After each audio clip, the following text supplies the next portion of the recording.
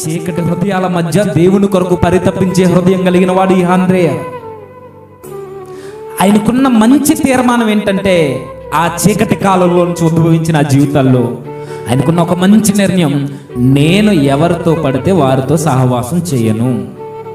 Fix అయిపోయాడు. నేను ఎవరితో పడితే వారితో మాట్లాడను, నా సమయాన్ని ఎవరికి పడితే వారికి ఇవ్వను. నా జీవితంలో రెండు పనులు ఉన్నాయి, లేదా 3 ఉన్నాయి. ఒకటి, ఉంటే దేవుని పనిలో ఉన్న యోహానుతో ఫ్రెండ్షిప్లో ఉంటా, లేదంటే నా తండ్రికి చేయందొచ్చిన కొడుకుగా కష్టపడతా. ఈ 2 కాదనుకుంటే నా జీవితంలో మరొక ప్రాముఖ్యమైన విషయం ఉంది. లేఖనాల యందు ఆసక్తి కలిగి లేఖనాలలో నుండి నా జీవితాన్ని కట్టుకుంటా. ఇదే నా నిర్ణయం. ఏముంది నా జీవితంలో అంటే, ఆంద్రేయ డైరెక్ట్గా చెప్తాడు, నేను యవనస్తున్నే, నేను ఎంజాయ్ చేయొచ్చు కానీ నేను చేయను.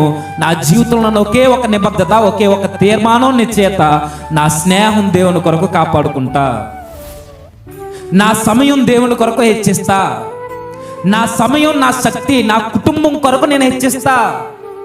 నా బలం, నా బలగం, నా శక్తి, నా వయసు అన్ని దేవుని యొక్క లేఖనాల ముందు పెట్టి లేఖనాలకు విధేయుడై బ్రతుకుటకు నా జీవితాన్ని కట్టుకుంటా. ఇదే నా తీర్మానం.